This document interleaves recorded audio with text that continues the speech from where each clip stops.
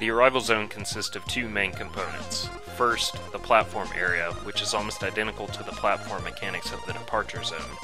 And secondly, the redstone wiring, which has two sections. The passenger detection RS NOR latch, which turns on our system when a cart enters the platform, and then turns it off again when the empty cart leaves. And finally, a modified AND gate that activates the piston to return the empty cart. Since the arrival platform is almost identical to the departure zone, I will not cover it again in detail. However, there are a couple of changes that I want to point out. First of all, we replaced the two full blocks next to the trench in the outgoing track with half blocks. This is not mandatory, but it will help your passengers exit the cart more quickly and easily. Secondly, the block placed next to the piston is no longer necessary for the redstone wiring. However, we still place the block since it will help to keep the cart from being bumped out of position when the player exits the cart.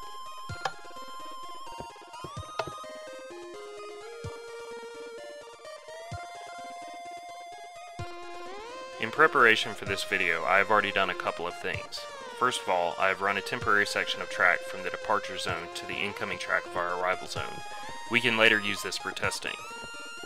Next, I dug a pit to hold all of the redstone, which we can later cover up to hide the wiring. Since we want our cart to be returned to the Pez dispenser whenever the player exits the cart, we will eventually be inverting the output from the stone pressure plate so that the piston is activated whenever the plate is not being pressed. However, if we simply ran the inverted signal directly to the piston would remain in its extended position until the occupied cart actually came to rest on the stone pressure plate. This would prevent the cart from moving far enough forward to be affected by the piston extending again. Instead, we can use an RS NOR latch to toggle between an activated and deactivated state whenever the player enters or leaves the arrival zone. To begin building our passenger detection RS NOR latch, we first need to place two detector rails on either side of our platform area. The first detector rail should go immediately before the speed control ramp, and the second detector rail should come immediately after the powered rails of the outgoing track. Next, we can run redstone dust from the first detector rail to the back of our pit. Make sure to leave room for the additional wiring in the next section. We can then run wire from the second detector rail, again leaving room for additional wiring later on. In the back of the pit, we can build our RS NOR latch. I'm using a fairly standard design here, but you can use whatever design works best for your particular situation.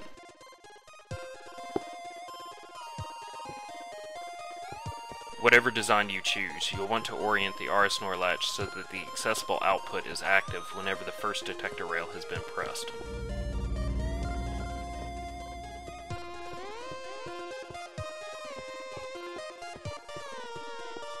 Now that we've built our RS NOR latch, we need to do one additional thing.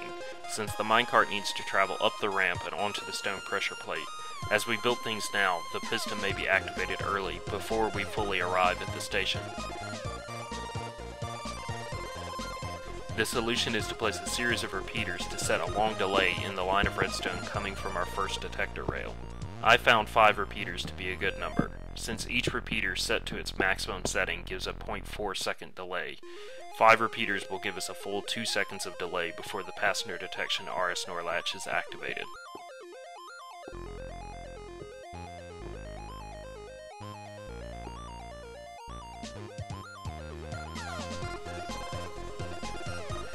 The final step in the redstone wiring of our arrival zone is to build a modified AND gate to connect our passenger detection RS NOR latch to the inverted output of the stone pressure plate. We first begin by placing 3 blocks in a line with 1 block of space between the output of the RS NOR latch and the back of the AND gate.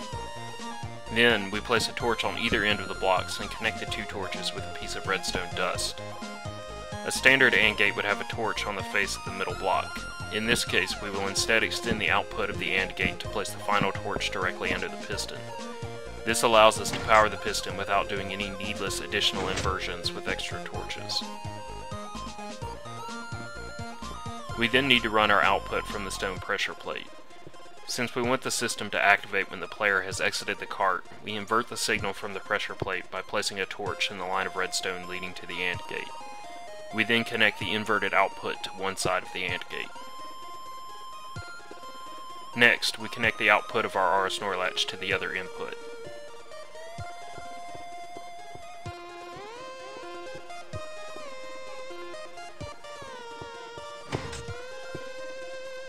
As of now, the piston will activate the moment the player is no longer pressing the stone pressure plate.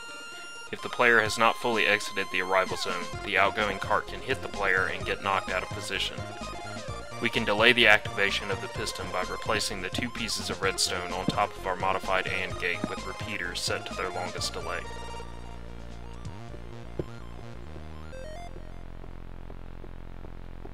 We can then test the system by jumping in a cart at the departure zone and riding it around the temporary track to the arrival zone.